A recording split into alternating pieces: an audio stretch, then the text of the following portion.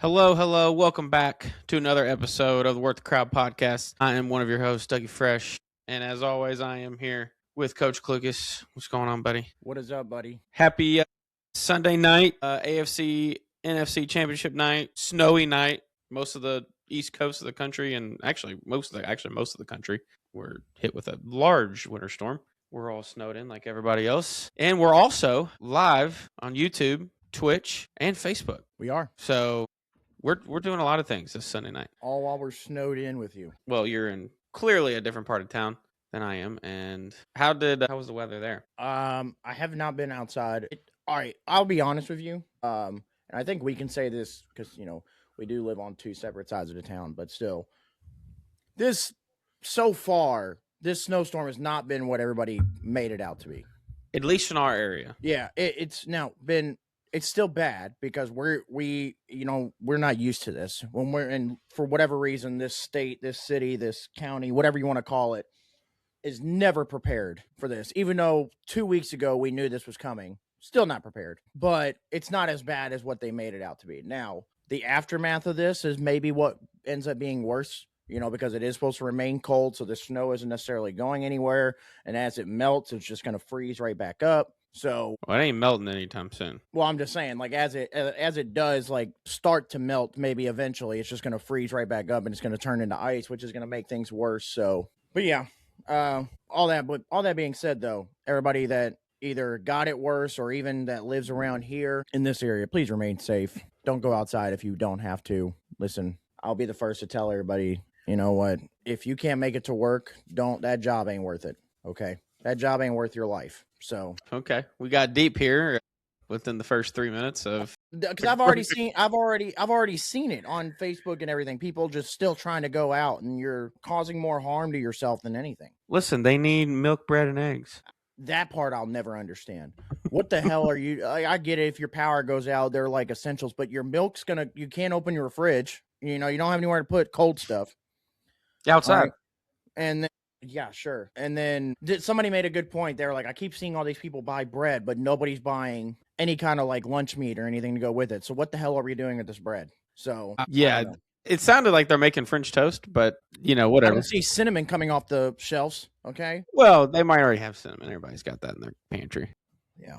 Well, anyways, as I mentioned, it was AFC, NFC Championship night. 2 fantastic games. But for the Super Bowl, we have the Seattle Seahawks playing the New England Patriots, which we have seen before, just 2 very different teams with different quarterbacks. But, man, 2 fantastic games tonight, and I think the Super Bowl is going to be a great game. Two fantastic games in 2 different fashions. I mean, the Denver and New England game was just ugly. Whew. I mean, God, that snow was crazy. And to be fair, I thought Jared Stidham played great given the circumstances. Played as best as he could in that situation. And we can argue about it, we could debate it, whatever. I don't know if Bo Nix playing in this game makes that much of a difference with the weather conditions and everything else. Now maybe a little bit, maybe obviously, with the running option, but I mean, Stidham was still moving around. He was pretty well. He was. But I mean, New England's defense showed up to play. Denver's defense showed up to play. It's just, unfortunately, due to weather conditions and how cold it is and snowing and everything, there's just not a whole lot of offense that's going to get played. When you have 2 very good defenses, it's hard to throw the ball in the snow. So, when it comes down to running, you got 2 very good running defenses. It was just going to be first team to score, double digits, essentially, is going to win. That's basically what it was. I mean, it was literally a 10-7 game that the Patriots won to go to the Super Bowl. Hats off to the Patriots. The Patriots are now the only team in NFL history to go 9-0 on the road in a regular season. Didn't lose a single road game this year. I didn't know that. Wow.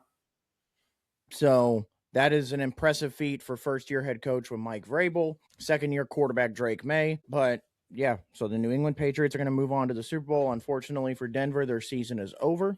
And then on the flip side of that, we got the exact opposite game with Seattle and LA. We kind of got a little bit of a shootout in round 3. I mean, all 3 of these games were very close. First one wasn't really a shootout. Second one was a shootout, and that was a great overtime game by the Seahawks and Rams. And then tonight, another good one. And Sam Darnold, listen, you could say what you want about Sam Darnold. say what you want about how he started and everything. He has turned it around in the last 2 years, and now we are talking about Sam Darnold as a Super Bowl quarterback. Yeah, he played phenomenal tonight. I mean, 346, 3 touchdowns, and he exercised his demons of everybody saying he doesn't play well on the big stages and all this and that. Well, guess what? The boy's playing for a Super Bowl. And as a little funny, who would have thought out of the Bob Does Sports trio with those quarterbacks that Sam Darnold would have been the first of those three to make a Super Bowl? No kidding.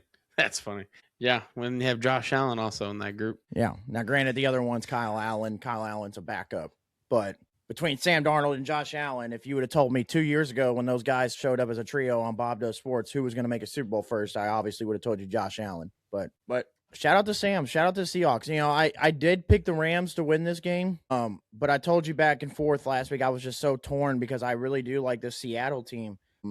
And now, I will say, and I texted you right when it happened, if Seattle had lost that game on a comeback, that corner in Seattle wouldn't have made it out of the locker room. Yeah, that was pretty bad. Pretty dumb play by him. I mean, to get a crucial stop up 31-20, force the fourth down, and then all of a sudden, because you want to taunt the sidelines because you're feeling yourself, it's a 15-yard penalty and an automatic first down. And then not only do you do that, the literal next play, you get burned in one-on-one. Now, granted, it's Puka.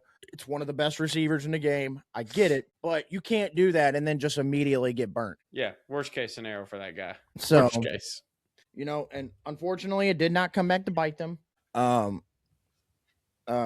again, and then a shout out to the Rams. You know, they had a great season. Stafford, I still believe, is the MVP. But you know, I'm sure Stafford's probably going to give it. I don't know. We don't know how many more years of Stafford we're going to get, to be honest. You know, this maybe an MVP was, if he wins it, is his farewell. He's won a Super Bowl. He's won an MVP. Maybe that's his farewell. Maybe he gives it one more year. Who knows? But we just got to enjoy Stafford while we still have him because we're going to start losing all these childhood quarterbacks that we grew up on soon because, you know, who knows with Mike McCarthy, we'll get into that later, being with the Steelers now. Does Aaron Rodgers go back to Pittsburgh? Who knows? Yeah. So, got to enjoy these childhood quarterbacks while we can. One thing I wanted to bring up about the Broncos and the Patriots game, there was a Broncos went for it on 4th and 1. I think it was in the third quarter, either second or third quarter, and they were on the 20. They were in the red zone. Yeah, it was the second quarter. I remember. Second quarter. Yeah. That they should have kicked that field goal. Mm-hmm. That really decided the game. Neither offense was moving the ball. That game would have went to overtime. Yeah, see, a game like that, if you're in that kind of now longer field goal range in that kind of conditions, I understand maybe going for it on 4th and 1. But you're on the 20. It wasn't snowing yet. Right. But I'm saying like you're on the 20 or close to, or essentially the 25. It's 4th and 1. In a game like that, you take your points where you can. Romo called it. Say what you want about Romo, but he's like, oh, you kicked this. You have to take the points here. Going for it on 4th down is you go for it, you know, right at the 50 or on your side of the 40. Like you're still driving. You just didn't get that extra yard. You go for it then. Unless you're down big, obviously, and you're on your own side of the field, you take your points where you can. Yeah, it seemed like that game wasn't like you weren't going to get more possessions to score. No. So you got to take them where you got. We're taking. Yeah, I feel like you could have just taken the points there instead of having to go for the home run. But it came back to bite him in the ass. So, and especially with the backup, yeah, right. That's another thing. No disrespect to Stidham or anything. Not saying you don't trust him, but listen, we just gotta collect points where you can, and especially if you're trying to build up his confidence. Like you build up his confidence, like, hey, you just led a scoring drive. Like regardless, it wasn't 7. You led a scoring drive. We're good. Like yeah. I don't know. They messed that up. I think that was a bad decision, I think, but still overall great game. But yeah. So now in 2 weeks in San Francisco, we will get Seattle, New England, part 2. Do we get another all-time great game? Do we get Mike McDonald should have handed it off to Kenneth Walker, like Pete Carroll should have handed it off to Marshawn Lynch? Or, you know, or do the Patriots, for some reason, just never seem to have to go through a rebuild and just get another Super Bowl ring? Or, does Seattle get their first Super Bowl in, what was it? So they won in 2013? First Super Bowl in 13 years? Yeah. I mean, if we're going to go make picks for this, I mean, think we could just kind of, there's obviously going to be a show in between now and the Super Bowl. So we can kind of, if you want to go just off your gut instinct right now, what they're telling you before you get time to think about it. Well, I think this game goes one of two ways. I think it's a really close game and New England pulls it out somehow, some way, or Seattle blows them out. Yeah, my gut tells me this is going to be a Seattle blowout. It's very possible. This offense is insane. And the Patriots defense is good, but it's not as good as Seattle's. And and I don't think it's as good as, I don't think it's going to stop Seattle's offense as much as people think. So, but you never know. It is a Super Bowl. Things get emotional. Players play differently. Coaches coach differently. So, but that's my gut telling me that the game's going to go one of two ways. Seattle's ranked the number one defense in the NFL. Right. Now, the Patriots have played the Chargers, the Texans, and the Broncos, who are all, I don't know the exact stat. I know the Texans were obviously like number 3 in defense, or number 2 in defense. I think Denver was number 3 in defense, and I know the Chargers are like at least top 12. So but those 2 games, they've been to the gauntlet. But those 2 games, though, the Texans and the Broncos all had terrible weather. Correct. Now, obviously, we don't know what the forecast in San Francisco for 2 weeks from now is going to look like. Most likely 75 and sunny. Correct. But if we go back and even look at these games, and this is what concerns me. Today, now granted, again, you want to take weather into as a factor, you can. But even as today, Drake May, 10 of 21, 86 yards, no touchdowns, no picks, but he did have a rushing touchdown. He had 10 carries, 65 yards, and a rushing touchdown. In the Houston game, he was 16 of 27, 179, 3 touchdowns and a pick. That game, he had four rushing yards. And then in the Chargers game, 268, a touchdown and a pick. And he had 66 yards rushing that game. So we haven't necessarily we've seen good Drake May, but we haven't seen Drake May that we saw in the regular season quite yet. And so I wonder, does that come out? Because with a guy that we've never seen in this situation before, we don't know what he's like in this moment. So maybe a Super Bowl, he turns into Patrick Mahomes, he turns into Tom Brady, and this is like he's just that guy when this moment is. Or does we keep getting what we've seen, and you're going to be going up against the number 1 defense. And on the flip side of that, if we're going to be honest with ourselves, for the Patriots, Chargers, you've played against people like me and you playing on the Chargers offensive line to protect Justin Herbert. So you kind of got off easy there with playing their offense. The Texans, we all know that there's struggles on offense throughout the year. And then today, with playing a backup in Jarrett Stidham, obviously there was going to be not the greatest of offense played in Denver, given weather conditions. So you've kind of gotten off easy with playing elite offenses throughout the playoffs. Now you got to play a team that has an offense. A really good one. Has a top 10 quarterback in Sam Darnold.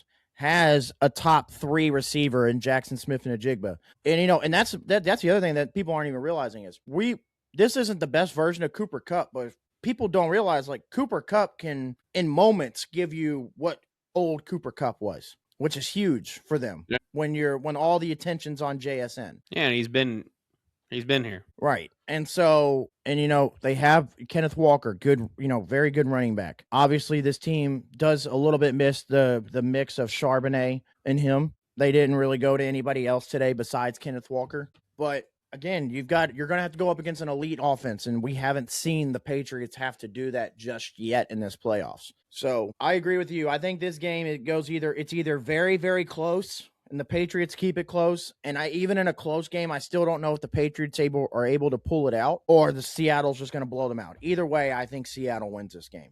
I think Seattle's been the best team all year. It's been neck and neck with them and the Rams as the best actual overall team all year. I feel like realistically, the NFC title game was our Super Bowl. I feel like that was the true Super Bowl. And I think Seattle just essentially, like I said, I think it can be close, but Seattle would still win. But my gut is telling me Seattle's going to this might reminisce, and it's not so much of a defensive side of it. This might reminisce Seattle-Denver when they just absolutely obliterated Peyton Manning and the Broncos. Yeah.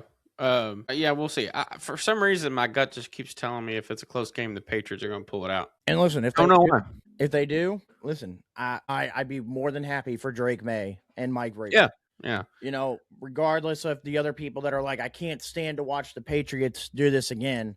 I mean, listen, I've been a Drake May supporter since North Carolina. Love, I love everything about him, but I can't see it happening just yet. So yeah, I mean, he'll be the second. Now he's the second youngest. Drake May is the second youngest quarterback to play in a Super Bowl, just behind Dan Marino, and I think he'd be either second or third winning. And the other plus part, like to make this game kind of even, these are first time Super Bowls for both head coaches as head coaches. So it's not like one necessarily has the advantage over the other, but obviously Vrabel played in these games as a Patriot with, as a player. So I don't know. We'll see. Yeah, he's looking to become the first person to win a Super Bowl as a player and as a coach. So it could be interesting. Yep. All right. Sticking with the NFL side of things, let's talk about some of these coaching hirings. So real quick, there's only been 1, 2, 3, 4, 5. There's only been 5. There's 9 spots available. Only 5 have been filled so far. So we still have 4 head coaching hirings to make. First one, Kevin Stefanski, former Browns coach, is now the Atlanta Falcons head coach. Jesse Minter, and we're going to go back through these. Jesse Minter is now the new Baltimore Ravens head coach. Chargers defensive coordinator Jesse Minter. Packers defensive coordinator Jeff Hafley is the new Dolphins head coach. John Harbaugh, former Ravens coach, is the new Giants coach. And then Niners defensive coordinator Robert Saleh is now the Tennessee Titans head coach. Let's go back and talk about the biggest winner out of all these is Harbaugh with the Giants. Yeah, I think that was for New York. As soon as he became available to jump on it first. Now, obviously, he did still interview, but pretty much jump on it right away and be able to land him. This is huge. It's huge for the Giants and just in general because they've been going coordinator after coordinator after coordinator, head coach. Now you get a solidified guy who can build a culture in the locker room and still kind of fits New York as well. And then this is huge for, guys like Jackson Dart and Cam Scadaboo and all these younger guys that need guidance, and how to play this game and how to play, longevity and then develop.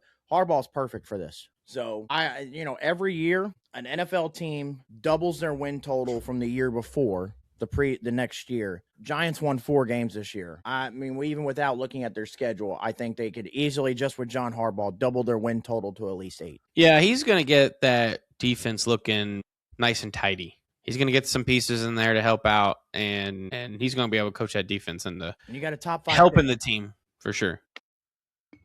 I'm curious who he's going to hire for his OC though, or what he does with that. I believe. Hold on. It was a deal. Denard Wilson. Denard Wilson's the defensive coordinator. He's a DC. Sorry. They interviewed Robert Prince. Yeah, I pretty much have seen as long as Todd Monken doesn't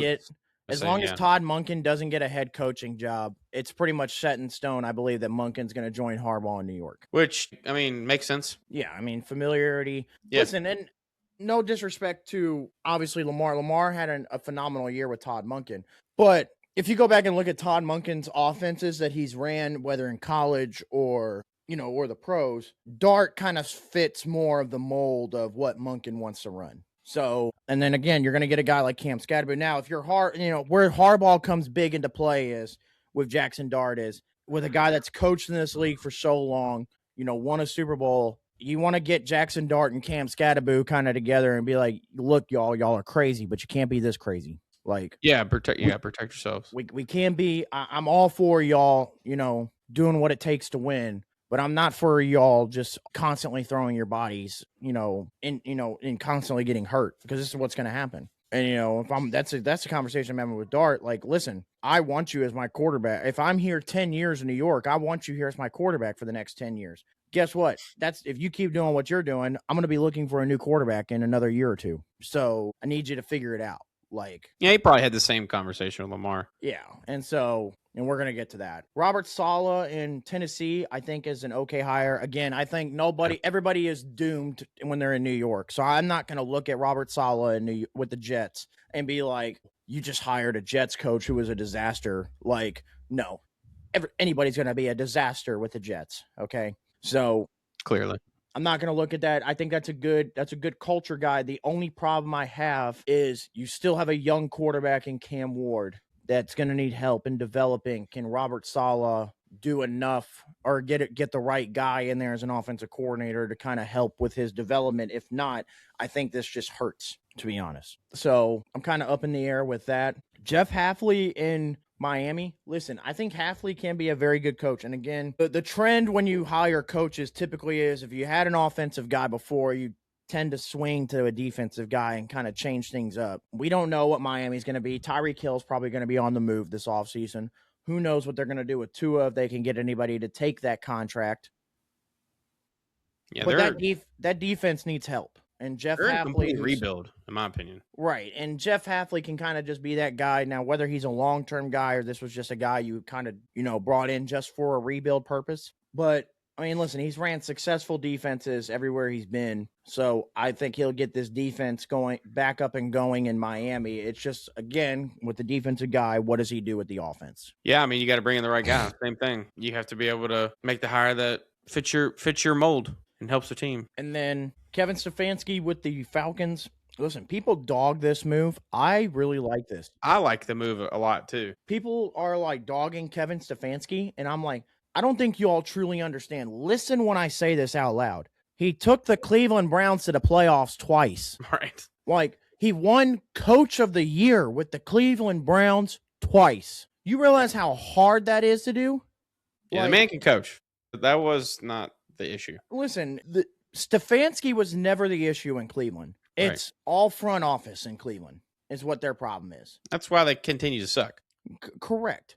Stefanski, year after year, was putting the best product he possibly could on the field for Cleveland. It's just when I'm given such bad pieces, I can only do so much. Now in Atlanta, as an offensive guy, now they're going to have to try to re-sign Kyle Pitts. He is a free agent. Does he, come back with and, give Stefanski a chance, or does he just say, listen, I've done my time in Atlanta. I'm going. I think that's dependent on who they get as quarterback. Correct. And then, but he's got Drake London and he's got Bijan Robinson and then potentially Kyle Pitts.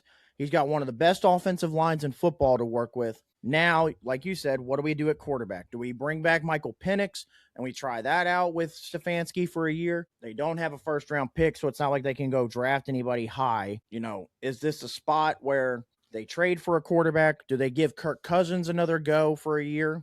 Kirk Cousins was kind of always in that rumor with Cleveland as a trade piece, so maybe does Stefanski go, look, I've wanted Cousins over the last couple of years. I get it. He's a little older, but let me try it out with him. So I don't know, but I really like this hire. So Atlanta's has a young, good defense. So if they bring in a good defensive coordinator, they'll get that right, which I believe they just re-signed. They just brought back, I think his name is Ulbrich, if I'm correct. Hold on, real quick, Google search. Yeah, Ulbrich. They brought back Jeff Ulbrich. They were able to re-sign him. So you've got familiarity with the defense already going from this year into next year. Stefanski gets full control of the offense. Listen, Atlanta and again, we talked about this before.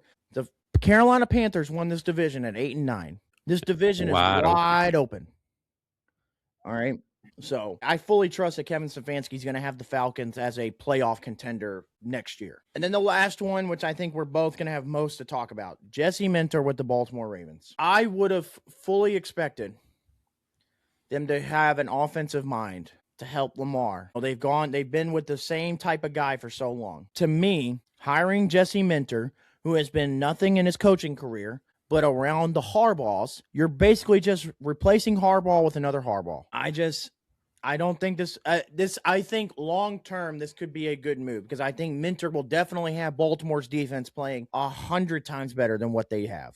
Like we've said, there's too many big names on the defensive side for them to be playing as bad as they are. So Minter will turn the defense around. I'm not going to lie to you. This may excite you. This may not. I'm not quite sure if Lamar Jackson is a Baltimore Raven going into next year. Well, I don't know. That could be kind of quick. I do think he gets traded or he signs somewhere else depending on the contract.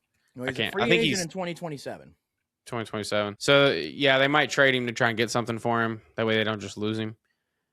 To me, what makes sense is you trade him to Vegas and let Tom Brady have Lamar Jackson, and he's going to build around that. I think that's a very possible situation. And they have the cap space to pay Lamar his max contract, what he'll get. So I don't like the Jesse Minter hire at all. I'm not really – I'm a fan of Jesse Minter. Don't get me wrong.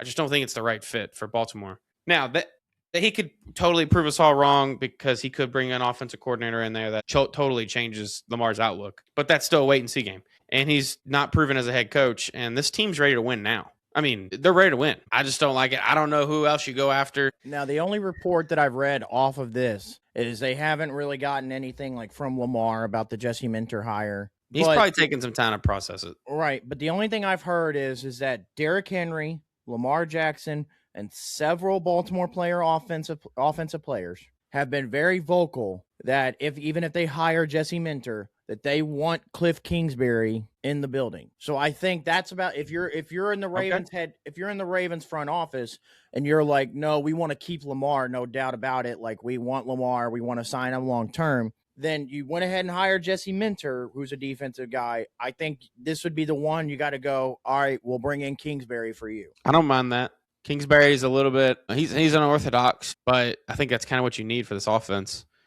Yeah, and that's the thing, is that you got to bring somebody in that's done it at this level, because it's got to be somebody that Jesse Minter can just be like, listen, I'll be here if you need me, but this offense is yours. Like, you've got full reins. I'll be over here with the defense. If you need me, let me know. Like, but you got to get somebody like that. And again, if you're wanting to keep Lamar, this has to be the, all right, we'll go get this guy for you. Because if not, I don't see Lamar staying in Baltimore. And I know the thing is, Lamar has been very adamant on wanting to go back home, which home is in Miami. So maybe is there a trade where you get the Dolphins first round pick or multiple first round picks, and Tua ends up in Baltimore and Jesse Minter just runs with Tua for a year, while he fixes the defense, whatever. But I mean, Lamar has been very adamant about wanting to go home to Miami. And as a Ravens organization, here'd be my question to you, Doug. If you're the general manager and everything Lamar has done for you,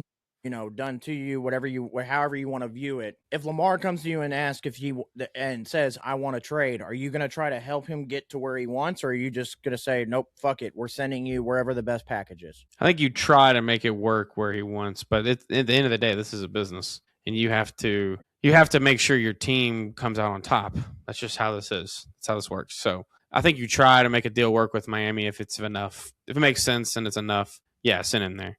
But if not, you got to go where you get the best package and where it helps your team out. You just hired a new head coach. You got to help him out. So the Indianapolis Colts. Yeah, I would love that, but we can't offer any first-round picks because we gave them all away for Sauce Gardner. So I think in terms of where it makes sense for salary, where you could probably get a lot of picks, the Raiders does make sense, but I don't know if – the only problem is with the number one pick, if they take Mendoza, obviously – do you want to take Lamar, who's about to hit the age of 30, close to it, with his playing style, how much longer truly does he have? So there's that factor. Or I could just draft Mendoza where, sure, he could be a bust, but with his playing style, it lasts a little longer than what I could have with Lamar. I think the Jets make sense. They have a shit ton of cap, and they have draft capital to give up, obviously, with the Colts first-round picks the next 2 years and then their own. Listen. Wait, who was the team you just said? The Jets. The Jets. Oh, okay, yeah. Listen, I think this would light up not only the NFL on one side, but this city. We were just talking about them. What about the Atlanta Falcons?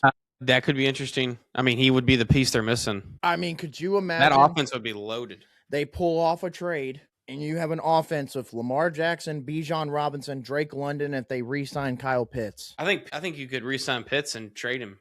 That could be a trade piece. Hey, bring Mark Andrews with you. Bring some familiarity with Lamar. Yeah. Listen, we'll take Andrews. You take Kyle Pitts. Or is there a play, we're getting ready to talk about, I thought we were going to maybe talk about this team too, but, the Pittsburgh Steelers are hiring Mike McCarthy. Is there a play there? I don't think they would trade within the division. They don't want to play Lamar twice. That's the only problem. Yeah, that's true, I guess. Yeah, that's true. Really, the only other play I could potentially see would be, Jesse Minter has connections with this guy. Could there be a play with Lamar in Minnesota? McCarthy comes over to Baltimore. Jesse Minter was a coach with McCarthy at Michigan. So there's a little bit of familiarity with that. Baltimore can kind of restart their offense around McCarthy and see if they got anything there. Lamar goes to Minnesota with Justin Jefferson. Yeah, I mean, that would be fun to watch. Ultimately, I think Joe Burrow goes to Minnesota. But that would be very fun to watch as well. Yeah, I think that ends up happening. Yeah, I don't know. We might be overthinking this a little bit. If Jesse Minter gets a Cliff Kingsbury to come in, this team's still AFC Championship, championship or bust, in my opinion. Like, this is what they should be trying to win for next year. I mean, this team's ready to go. They just need some different coaching decisions being made during games. So if he gets a good offensive coordinator there, I think they don't even miss a beat. And they could be. I mean, and you can argue if Jesse Minter does turn this defense around, they could be better than what they have been. Sure. Yeah, and maybe this is this is the missing piece. Maybe we end up eating our words and going, "Oh my God, Jesse Minter was such a great hire." If they're able to do this, but again, this is all depending on who they hire as a coordinator and then what happens with Lamar in the future. All right, but there was one other head coaching decision that was made last weekend. We talked about it on our show, obviously, but there's been a lot of noise around it, and it's been the Buffalo Bills' job. They fired Sean McDermott, but I want to talk about something. The owner and GM held a press conference on Wednesday talking about the McDermott firing. All right. Why in the hell is Keon Coleman catching strays during this press conference? He did, man. That was horrible. I don't know. Why, as an owner, would you feel obligated in this press conference to be like, our GM didn't want to draft Keon Coleman? That was kind of like a secondary pick. He didn't want Keon. Why does that need to be said? Because guess what? If I'm Keon, whether contractually obligated or not, I'm not returning to Buffalo after that. You basically just said, we didn't want you. Cool. Don't want me then. Send me somewhere else. But I mean, in what world, as an owner or a GM, do you find it okay to throw a player under the bus like that? Yeah, sounded like that person wasn't media trained, to be honest. So I think that was more, they probably just said something they weren't supposed to say. Yeah, it sucks for Keon Coleman because I think he's a good guy. I feel like he's a decent receiver too. And here's the thing: when he kept getting benched this year, we never really got reasons as to why. Yeah, what was up with that? That was weird. We just kept getting team conduct. Well, what is he doing? You can't I understand maybe you don't want some things getting out, but you can't just tell me team conduct and then not tell me what he's doing. And then all of a sudden now, because you're down receivers, now he's got to play. And because he hasn't played in 4 weeks and he's playing bad, because he's out of rhythm. He's not ready to play. He hasn't played in 4 weeks. Yeah, so, I don't know.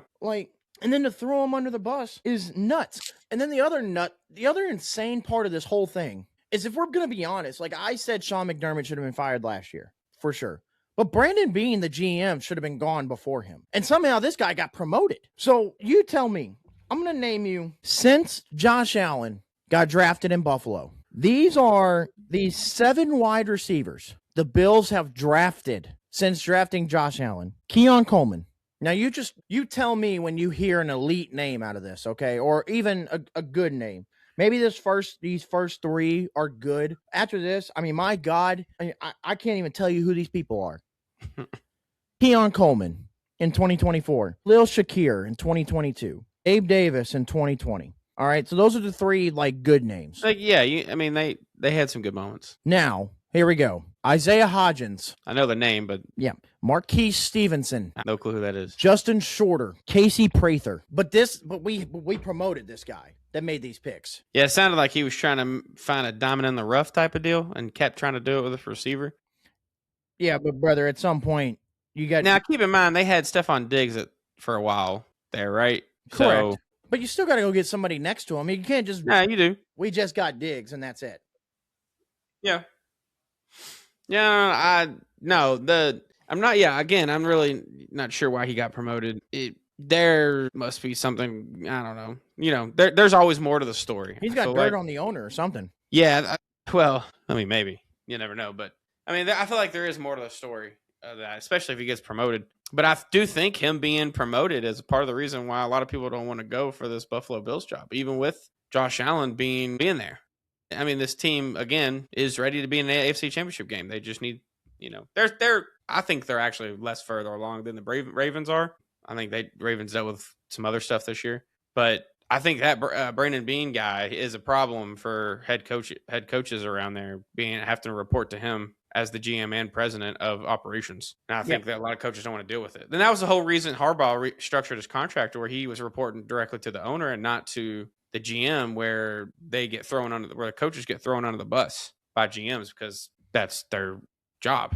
To make sure the coach is coaching right. Yeah, for sure. I don't know. And now I sent this to you earlier. Apparently, the Bills are potentially serious about potentially hiring Phillip Rivers. That's crazy. Again, my man is just getting them insurance. Getting that insurance, bro. Here's my thing. I'm not digging in on Phillip Rivers. I'm not saying that Phillip Rivers can't be a great coach. But it's organization malpractice when you have guys like Lamar Jackson and Josh Allen and you're hiring first-time head coaches. Yeah. These guys are trying to win. You got to get somebody that's established and ready to go in that building. Even if it's Brian Daboll in Buffalo.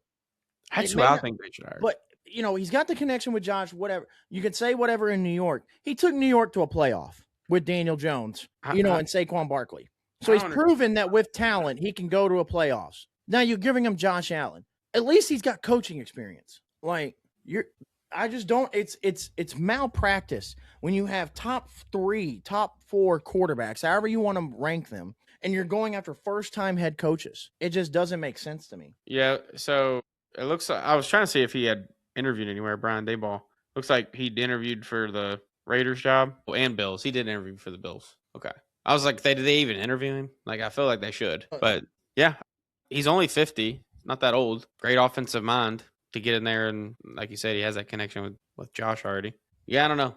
The Bills sound like they're in kind of shambles too, ownership and leadership in that organization too. Partly why they can't get over the hump. And the Patriots and the Patriots are just back. That's the reason. Yeah, ownership knows how things are supposed to go. That's got to be my other thing. If I'm looking at this as a owner or a general manager, in the time frame that I've had Josh Allen, I've watched the Patriots be great, suck, and now great again, all while having Josh Allen. The Patriots have now made a Super Bowl since losing Tom Brady, and I've had Josh Allen before Josh Allen did. That there would have been enough for me to fire a GM. Has he been there the whole time? I don't know. I'd have to look and see how long he's actually been there. But I mean, my goodness, dude, this Brandon Beane guy looks shady as fuck. He's held the GM position since 2017. So yeah, since Brady was in New England. Literally, this guy is just getting credit for drafting Josh Allen, essentially. Yeah. I mean, that's really all that is. I don't know why. Yeah, I don't know. That sucks for for Buffalo. Yeah, I don't know. I don't understand it. Yeah. Well, hopefully they get Daboll in there. That's who I think they should start. But all right, from the professional side to college, because the game happened Monday night. We recorded our last episode on Monday morning. The Indiana Hoosiers are your 2025-2026 college football playoff national champions. So shout out. I mean, Hoosiers never even came close to a national title before. To turn it around like they've had in the last 2 years under Signetti. 16-0. Huh? 16-0. Yeah. Never lost. 16-0. So, yeah, I mean, was a great year for Indiana. Great for the Big Ten as well. 3 straight. Yeah, I give credit to Miami too because, and I know it was a home game it was, but they gave Indiana the best game they've had in a long time. Ultimately, Carson Beck did exactly what we said he was going to do and turn the ball over late in the game. You just couldn't trust him with the ball. You could only hide him so much. And in a game where you're behind and you got to throw the ball, this was bound to happen eventually. But Fernando Mendoza and that run he had on that 4th and 5, good God, if that isn't a cap to a Heisman Trophy year, national champion year, I mean, that might be a statue. They're going to put Signetti on there, a statue next year probably. And then they're going to put a statue of Mendoza of him diving over the goal line after breaking 5 tackles. I mean, that was just insane. And they were destined to win that game. There was no chance in hell they were losing. You could just feel it in the game. Oh yeah.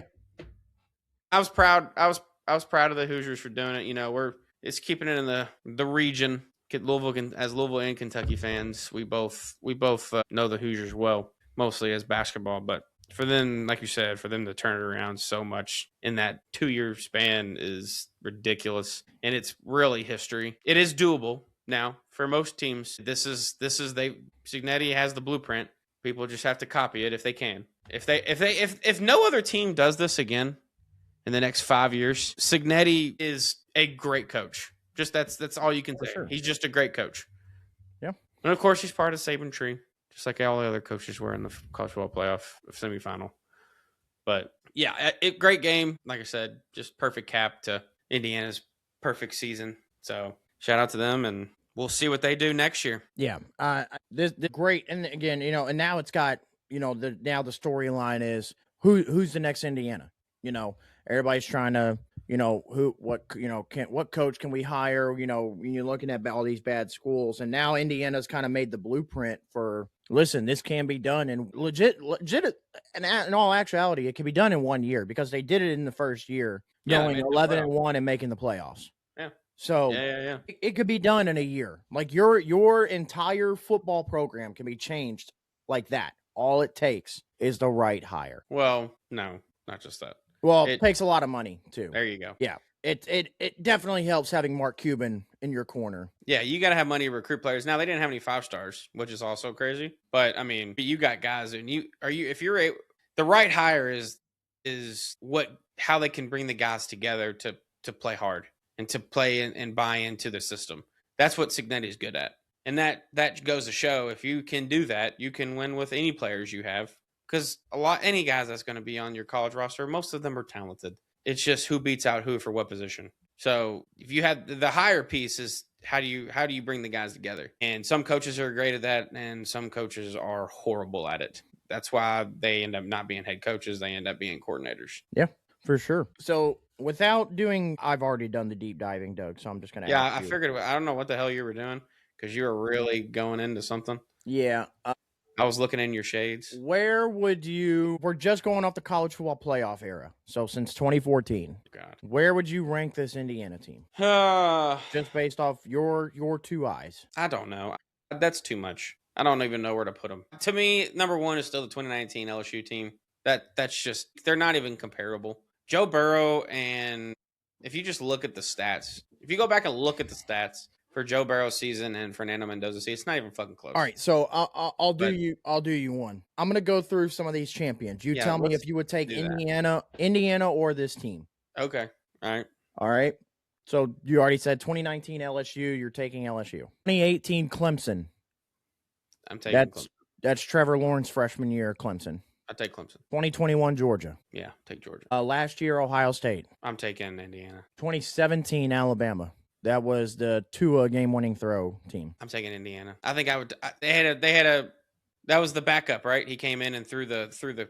Yeah, he came in and played in the second half. No, I think Indiana wins that game. Okay. 2016 Clemson. That was the Deshaun Watson game-winning touchdown Clemson team. That one's a good one. Yeah, that was the Hunter Renfrow, wasn't it? Yeah, Hunter Renfrow goal line against Alabama. Can I go neutral on that one? That one's pretty even. I'll let you come back on that one. All right, let's come back. 2014 Ohio State for the first CFP champion. Yeah, who was the quarterback there? Ezekiel Elliott, Joey Bosa, Cardale Jones, right. Ohio State team. That defense was really good. I think I would take that Ohio State team. Yeah, 2022 Georgia. Who was that? That was the second of the back-to-back, the Stetson Bennett, Jalen Carter, Jordan Davis, Georgia team. I don't know if anybody's beaten Georgia them 2 years. That people also seem to forget also had Ladd McConkey, Adonai Mitchell. Yeah, I don't know. I still take Georgia. I don't think in those back-to-back years, I don't think anybody's beaten Georgia. 2020 Alabama. So this is the Mac Jones, Devontae Smith Heisman year. Yeah. I think I take Indiana in that one. All right, 2015 Alabama, the Derrick Henry team. Nah, nobody's stopping Derrick Henry. And then finally, the last one, 2023 Michigan. Indiana. Yeah, unless they're sign stealing, they're not winning that game. Yeah. All right, now the 2016 Clemson. Yep. This is pre-massage Deshaun Watson. Deshaun, was he a Heisman finalist that year? Yeah, I think he came in second that year. Ooh. Lamar. Oh, yeah. No, he came in third. No, because Baker came in second. Baker came in second. That was Lamar's year. I tell you what, Louisville must beat that team with Lamar. That was a fantastic game. Yeah, it's Lamar. In Clemson. Huh? I said it's Lamar. No, I know. I'm just saying, they played Alabama that year, right? Yeah, in the Natty. Yep. I think I go Indiana on that team. I think the difference in that game is one, Deshaun Watson, and then two, that Clemson defense was insane in its own right. Yes, but it took a game-winning touchdown to win against Bama, and I still think I'd take Indiana over that Bama team too. And I think you take Fernando Mendoza in that, and that Indiana defense was really good. I think I take Indiana over that Deshaun Watson team. Okay, so based on My gut. what you said, you would have probably had them They're middle of the pack. third or fourth out of 12. I think I picked more than that. Sorry, backtrack. Other way around. Sorry. Like 7 or 8 out of 12. Yeah, that makes sense. Okay. Yeah. So I have them at 8. The ones I had above them, and so when I did this, I took in mind, how good and how dominant was their regular season? How good is the roster overall? How good was the playoff run, and then how impressive just was the totality of everything. So obviously Indiana, the totality of everything is very impressive because of where they were 2 years ago to now. It's just insane. And plus having no 5 stars, you got to take that into a factor. All right, but number 1 for me was 2019 LSU. Which is, that's pretty set in stone. Everybody should have that. Number 2 was 2018 Clemson for me. Number 3 was 2021 Georgia. 4 was last year's Ohio State for me. When I'm adding basically what this team had, but I'm adding Jack Sawyer, JT Tuimoloau, Eka Egbuka, and along with the guys that they still have now. I think that Indiana team, I think Ohio State is a little bit better. Not by much, but just a little bit. All of these last couple are just like by skin hair a little bit. 2017 Alabama. I mean, if I just go through and read some of those names off just alone on the roster. 2014 Ohio State, just because that's just you want to talk outside of Indiana, you want to talk about a team of destiny on your third string quarterback to still win the national title. And then I have Indiana, and then 2022 Georgia, 2020 Bama, 2015 Bama, and 2023 Michigan. So, but around the same spot. I mean, they're middle of the pack. And it's okay. Like, again, we talked about this last week. Let's stop comparing. Like, it's okay that they're like, everybody wants to, I get it, that based off the story alone, they are way up there as far as a national champion. But I mean, it's okay to not be like the best national champion of your era. It's okay. You won the national championship. And also, let's backtrack. The fact that Indiana held their championship ceremony yesterday pre-winter storm is insane. I would have pushed that back until we get through all this. I want the most people there as possible because there was nothing. Hold another one. I mean, yeah, because there was nothing but jokes on Twitter because there was barely anybody there because, nobody wants to go out in this winter storm. Well, yeah. And so there was only roughly, I know this, I say this and it's a lot, but it's not a lot when you compare like 2,000 people there. And, people are joking and are like, oh, Indiana's championship celebration looks like Indiana did before Signetti. And so it's like, why, with the winter storm coming in, why hold the championship celebration? Why not just push it back? It's okay. Yeah.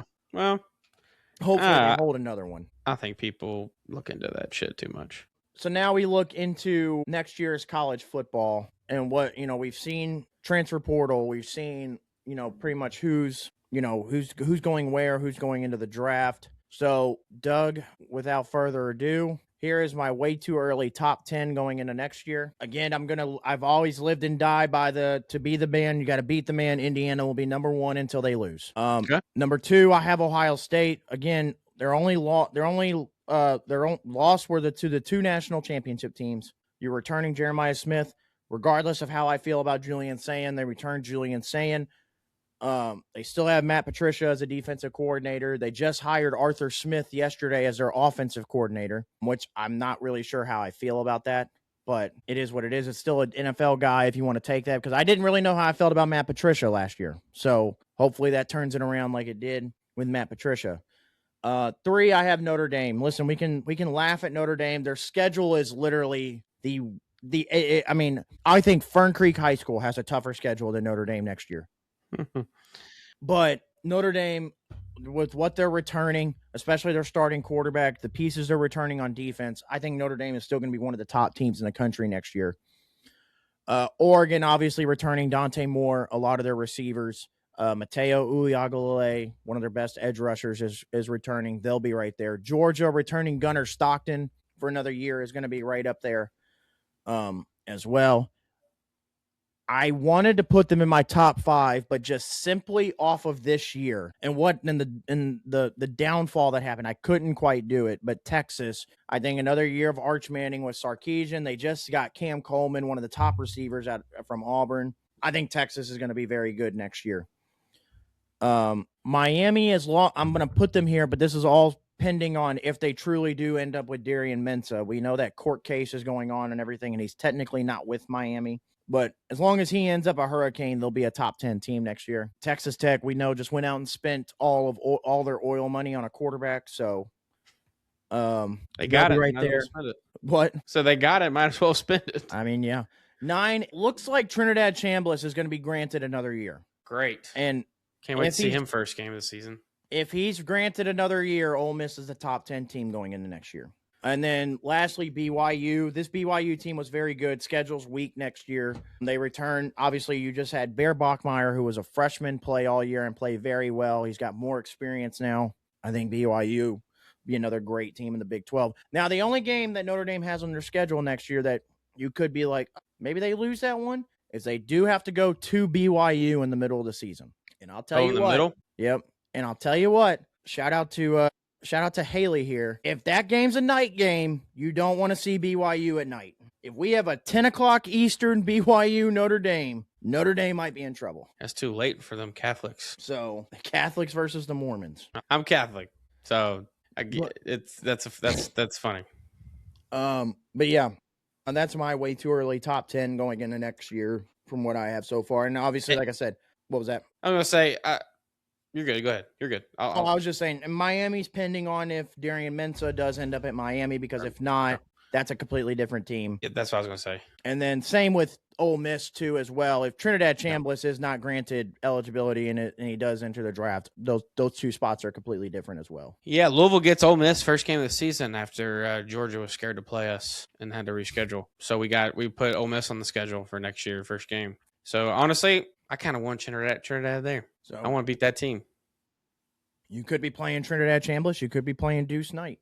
Who knows? Guess not. Guess not. The only thing I worry about with Ole Miss going into next year is, and Trinidad I think is very good. The only thing I worry about is there is no. I don't know who Ole Miss's offensive coordinator is, because there won't be a Lane Kiffin there, obviously, and there's no longer Charlie Weiss Jr. there. So where do they go for play calling to help with, is Trinidad just that good where it doesn't matter, or was the play calling really in favor for Trinidad? So it's possible. We'll find out. That's just a big what if. And LSU was kind of right there. I was going to ask where you were going to have them. I got to see it. I wanted to put them there, but I got to see it on the field first. I think it's going to translate just fine. I think potentially, yes, because it's Lane Kiffin. I know the offense is going to put up 30, 40 points a game, but I gotta see what they do defensively and everything too, because that's really been LSU's downfall the last couple of years. They've been able to score with the best of them, with Jaden Daniels and Garrett Nussmeier. Problem is they couldn't stop anybody. In the famous words of Tom Izzo, you couldn't guard my mother. Famous words. I mean, so we'll see. Speaking of college basketball, college basketball being this place. I don't know if anybody's ever seen the movie Wild Wild West with Will Smith, but that is basically what college basketball is right now. It is honestly, I think it's in a bad state. It's only going to get worse if the fucking NCAA does not put regulations on this stuff. Something eventually has to give. This stuff makes what happens in college football look like child's play. Oh, yeah. Like, we sat here and debated about the whole Duke and Miami ordeal with Darian Mensah and how that's fucked up. That's nothing compared to what college basketball is allowing. I mean, we got on here and talking about James Najee, and then during the summer end of summer / fall, we talked about London Johnson at Louisville and all these G League players returning to college. Charles Bediako has been gone from college for 3 years. 3 years. And now just decided because he sucks as an NBA player, I'm going to go back to college. Makes him NIL money. And not only that, here's the thing. Scott Drew at Baylor at least has the decency, or maybe James Najee just isn't that good, but had the decency to not throw him out there immediately. I mean, he threw him out there in spurts, but threw him out there sporadically, and he doesn't really play a whole lot. Now, part of that could be he's still learning the system. Maybe he's hurt, whatever. Or maybe he's just not that good. Brother, you weren't good enough to play in the G League. You're not even good enough to play at a Division I level. I don't even know what to tell you. But Charles Bediako played last night and scored 13. Nate Oates just said, fuck everybody else. I'm putting him in there. He damn near started him with the amount of minutes he played. Well, why wouldn't he? If it's legal and NCAA is going to allow this, why wouldn't he not play him if he feels he's going to make an impact? And that's my thing, because there was that report this week that there's a G League guard. His name is Dink Pate, however you want to pronounce his last name, that's wants to be at Kentucky. And as long as he was drafted last year. He has not played in the NBA. He's played in the G League, but he wants to return back to college like everybody else. And if he's allowed, he said he wants to be at Kentucky as long as Kentucky will have him. And, I have been so against this because I don't think it's right. Listen, we talked about this before. When you get your update from your school, so let's just take Michael Brown this year, for instance. Later in the year, when you get the notification that Michael Brown has entered the draft, it is going to read, Michael Brown has foregone his remaining college eligibility and will enter the 2026 NBA draft. That right there tells me you have sacrificed your rights to play college basketball anymore. And that is said on anybody that enters the draft, unless they're a senior, obviously, they're done. Everybody else is from junior to freshman will forego his remaining 1, 2, 3 years of eligibility and will enter the draft. See, to me, where the NCAA can fix this is in that part right there. If you decide you're going to enter the draft, we're going to hand you a contract. And when you enter the draft, you're signing this contract that says you will forego your remaining eligibility, which means under no circumstances can you return back to college. That's how you fix it, is when they go to sign off for the NBA draft, you have to sign a college document that says you are not returning. Yeah, why not? You've made the decision. You have made the big boy decision to go pro. Live with it. Maybe make better decisions. I don't know what to tell you, but or be better. Yeah. And the NCAA, the NCAA already does them favors. Where college basketball and college football are different. Is college football, you can't go to the draft combine and return to college. If you enter the combine, you're gone. The college basketball where it's different is they allow you to test your waters at the NBA combine, and then you have a certain time where you have to decide if you're going to stay in the draft or come back. So as college basketball on the NCAA side of things, we're already doing you favors by allowing you to test your waters and test everything out and see at a combine if you could truly go or not. They don't have to do that to begin with. They're already letting you do that. So now you're going to take full advantage of that and then go, this first potentially 3 years in the G League hasn't gone the way I wanted to. I'm going to go back to college. No, fuck off. Yeah, it's not fair to the incoming freshmen. That's a roster spot that incoming freshmen will not have. It's not fair to incoming freshmen. It's not fair to the guys that maybe went to a school and was willing to sit a year or so and wait their turn. It's not fair to the guys that, have played, have been waiting for their breakout year, maybe have been playing, and now, their senior year is supposed to be their breakout year. Well, not anymore. We just got this G League guy who plays the same position as you. It's not fair across college basketball. Just because your decision didn't turn out the way you wanted it to, that doesn't mean you get to come back and just restart. So I want to know are these guys enrolling in school? I don't know. Carson Beck kind of threw that out there. Kind of what we were all thinking, but no one ever asked the question. He's like, I've been graduated for 2 years. So are you not enrolled in school? You're just there playing football? Which is not legal, I don't think, according to NCAA. Yeah, I don't know. You have to be enrolled. But I know what you're talking about. Where Carson Beck said, where they asked him if he had been in class this week, and he said, "I've been graduated for 2 years now." Right. I mean, they got to be enrolled in some classes. So it does say NCAA. It does say I didn't look up Charles Bediako yet, but James Najee at Baylor. It says he is enrolled at Baylor in classes. Yeah, it could say that. Is he actually doing it?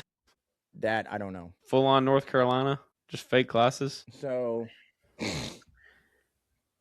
Oh, by the way, speaking of all this, did you see what Tennessee's basketball Twitter put out after the game? Mm-mm. So, they played Tennessee last night at Alabama.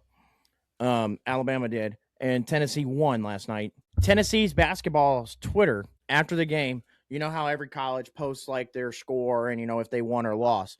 Tennessee went to go post their win, tagged the G League team that Charles Bediako played for and said, "You're next." Fantastic. I love that. Is it Savage. Barstool? Was it their Barstool page or something? No, it was their actual Tennessee Vols basketball page. Love that. They couldn't have done that a better way. I mean, just absolute savage. So let's see. And here's the thing. He's in the 3 years he's gone, he's signed 3 different NBA G League contracts. Talking about Bediako. So Where did he play in college? at Alabama. Oh, he did. Okay. Yeah, he played for Nate Oates, which is why, probably when He he went came back, okay. back in, it was a seamless fit because he's already played in the He's system. already knows the system. But I Yeah, mean, makes sense. so now, everybody's making jokes because now on the Kentucky side of things, again, going back to what I was talking about with Dink, I don't like this idea because I do think eventually somewhere down the road, what's going to end up happening is they're going to allow this for now. And I think somewhere down the road, the NCAA is going to be like, it's going to be 5-10 years from now. They're going to be like, yeah, this wasn't allowed after finally all these court rulings. And they're going to go back and start vacating wins. They can't do that. If they gave you the eligibility, they can't do that. NCAA is giving you the eligibility. Yeah, but here's the thing with Bediako, he wasn't his is an Alabama court that granted his eligibility, and they don't go to court again until the 27th, which is Tuesday. But he was named that's why I was saying, like, when I texted our little group chat yesterday, and I said he was granted eligibility by an Alabama court. They don't go back to court till Tuesday. So what happens now when they come back on Tuesday? If Alabama had won that game, if they come back on Tuesday and they're like, yeah, no, he's not eligible. So if Alabama had won that game, do we make them forfeit that win now? So that's what I'm saying. So I don't even know if the NCAA even knows what's going on. No, they clearly don't on any realm of So transfer portal, NIL, this shit with college basketball. None of it. The transfer portal at this point is the least of your concerns with this going on the You're college right. basketball side of things. Yeah, it was. Yeah, originally it was only the transfer portal that was the problem. Yeah, and with NIL, and then on top of it, this is the transfer portal is the least of your concerns now. But like, imagine if college football allowed this. They couldn't.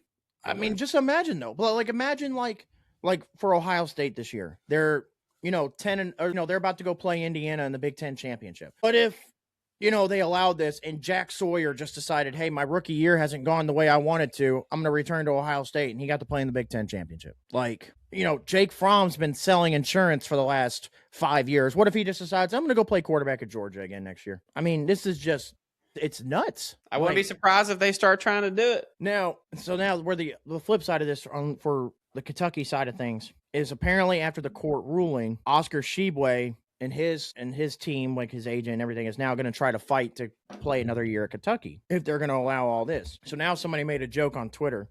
They said your 2026, 2027 Kentucky Wildcats, and it includes Dink Pate, who played in the G League. You'll remember these names, Doug, but some people might not. Ty Washington, who's been in the G League. None of these are necessarily rumored, but these is just somebody having fun. Dink Pate, Ty Washington, Lil Whitney, EJ Montgomery, who hasn't played in the NBA, he's just been overseas, and then Oscar Tshiebwe will be the 2026-2027 Kentucky starting 5. Sounds like a solid starting 5. Like, that's my thing. Is just listen, if they're gonna allow it, that's where my thing with Dink is. If they're gonna allow it, why not take full advantage of it? If you're gonna allow to do it. But I got this gut feeling that somewhere down the line, it's going to come back and bite these schools. Maybe if it's court ruled like that and not NCAA actually say, if the NCAA had a problem with it, they would stop it though. Why are they not stopping it? I don't know. So they can't do that. They have to stop this Mr. eventually. Bediako signed 3 NBA contracts after competing in college for 2 seasons. The NCAA has not and will not grant eligibility to any prospective or returning student athletes who have signed an NBA contract. Eligibility rules ensure high school students get a shot at earning scholarships, and we will continue to consistently apply and defend these rules. Okay. But why was he allowed to play then? Why is they just pick him up off the street and pay him some money? That can hurt him in the long run. And of course, Louisville has done it, and we'll probably vacate some wins if he plays. So Bediako's lawyer stated, NCAA's arbitrary and inconsistent enforcement of its eligibility standards is inflicting immediate and irresponsible harm upon them.